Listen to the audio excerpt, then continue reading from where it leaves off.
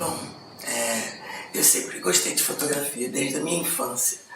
Mas eu sou a filha caçula de 4 irmãos. Então, sou da fase analógica, então se tinha umas máquinas chamadas Kodak com um flechinho com aqueles 4 ladinhos, que era caríssimo comprar aquilo, e eu nunca podia mexer. Como eu era mais nova, sempre ficava a máquina com o irmão mais velho, ou com a mãe, ou com o pai. E era muito caro fazer as cópias, né?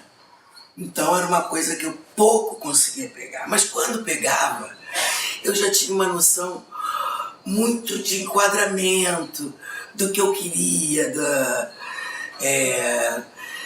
de fotografar gente, paisagem, coisas. Sempre tive essa habilidade. Aí depois comecei a mexer numa Olympus Trip, aquela que dobrava de 36, fazia 71 fotos. E com isso, estava na minha adolescência e comecei a ver shows, etc. E minha primeira foto foi da Maria Bethânia, como amadora, né? Com uma Olympus Trip no Teatro da Praia, Pássaro da Manhã. E essa foto eu tenho até hoje, com enquadramento. É claro que não tem a qualidade de uma máquina profissional que eu tenho hoje, mas já mostrava que eu tinha uma linha, né?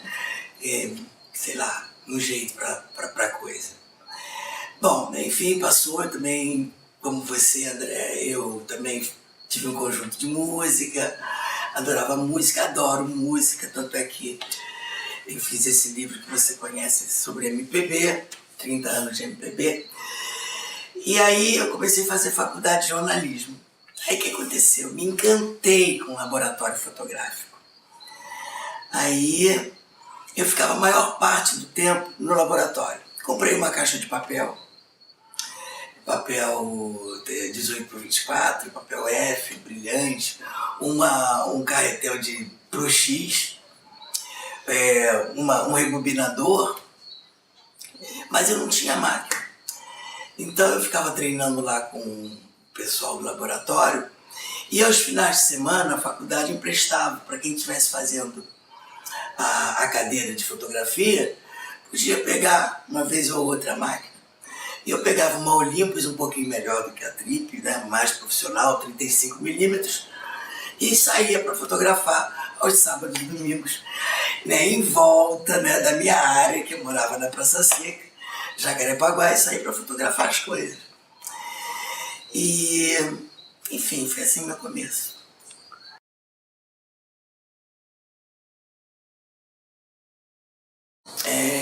Eu já publiquei essas fotos, como eu te disse que eu fiz, eu publiquei em 2 revistas, coisas de fotos de velhos, pessoas andando na rua, caídas, coisas pichadas, enfim. E já publiquei com poesias minhas numa revista. Depois, sempre correndo atrás, eu comecei a trabalhar num jornal de bairro chamado Bom Dia. Um jornal tabloide direitinho, que circulava entre São Conrado, Barra, Recreio e Jacarepaguá. Então lá eu escrevia e fotografava. E estudava, né, na faculdade. Aí depois passei para Última Hora, depois fui para a Editora VEC, depois parei na Editora Abril. Fiquei 7 anos contratada pela Editora Abril. E depois comecei a fazer solo. E daí consegui fazer o meu arquivo. Né? Não, eu tratava basicamente mais ou menos das mesmas coisas, porque eu trabalhava na Contigo e na redação geral. Então, algumas vezes alguma foto...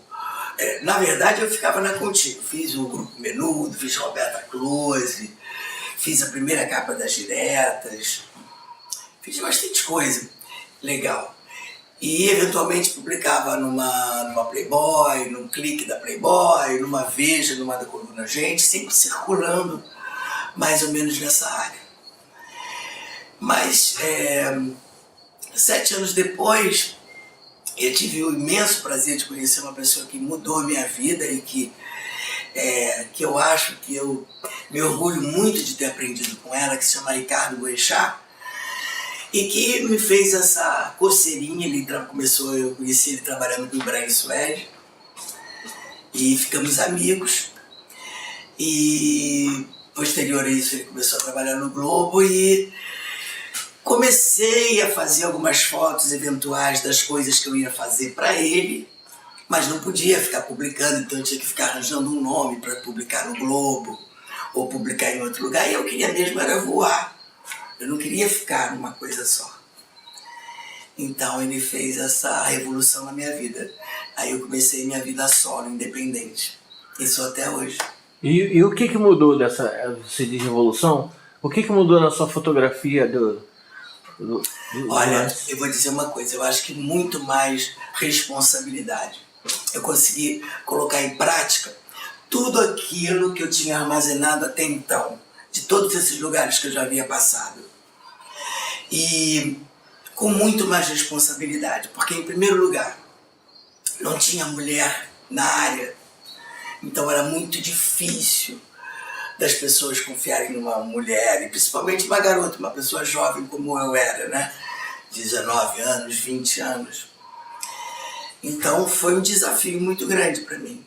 Eu persisti muito para conseguir viver de fotografia, né? Porque como freelancer você pode imaginar que nem todo dia é dia de índio, né?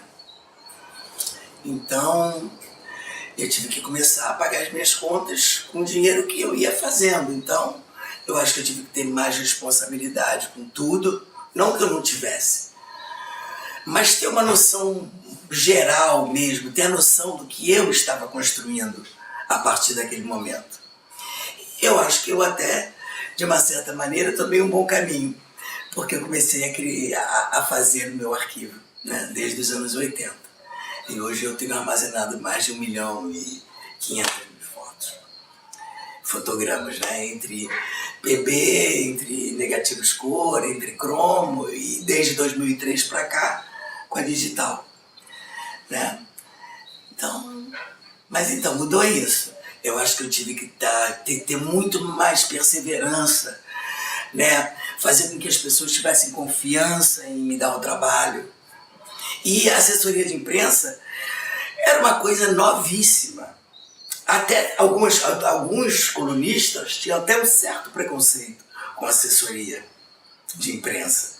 Na verdade, isso é de um certo tempo para cá, essa coisa avassaladora, né? Todo mundo tem um assessor de imprensa. Então, na verdade, eu me sinto assessorando as minhas fotos. Como eu sou jornalista e fotógrafo, eu uso essas duas coisas para passar uma informação para o meu leitor, né? Seja ele de site, seja ele de revista, seja ele de jornal. Pois é, essa parceria que eu quero dizer, porque eu acho que ele me ajudou a construir essa minha personalidade como profissional, sabe? De ser muito severa com as coisas que eu escrevo, com as coisas que eu fotografo, aperfeiçoar o que eu já tinha dentro de mim, né?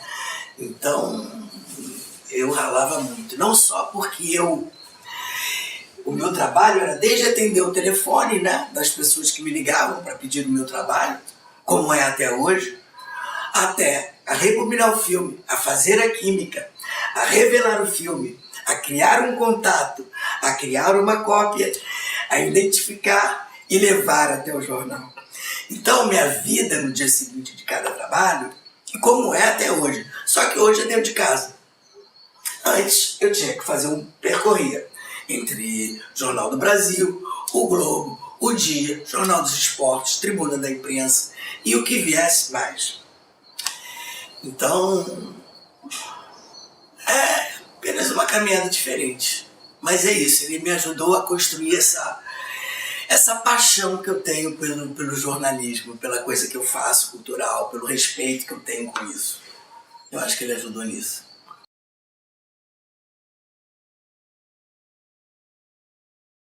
Não posso dizer uma pessoa, entendeu?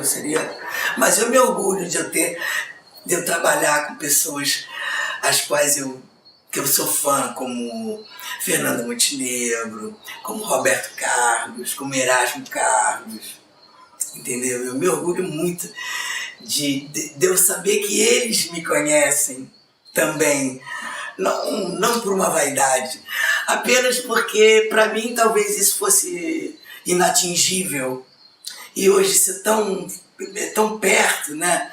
De eu ter um Erasmo cantando uma música para mim no meu lançamento, do Roberto me chamar para um trabalho, da Fernanda falar que bom te ver, Cristina.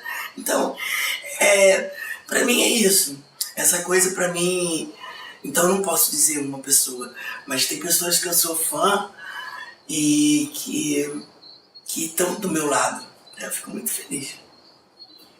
Minha meta é transmitir uma informação, principalmente cultural, que é basicamente a minha área, né? E uma foto que tenha emoção, que tenha felicidade, que tenha sinceridade, que tenha verdade. É isso que eu busco.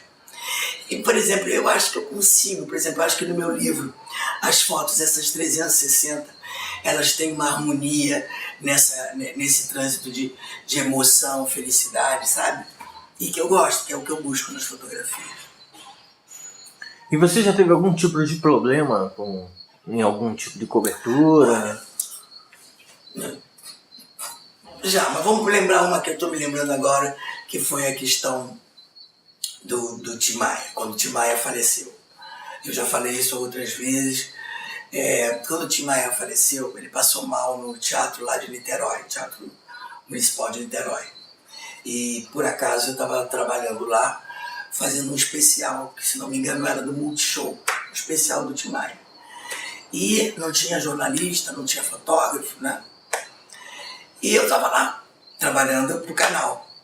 E o Tim Maia começou a passar mal, mas eu já conhecia o Tim Maia, a família do Tim Maia.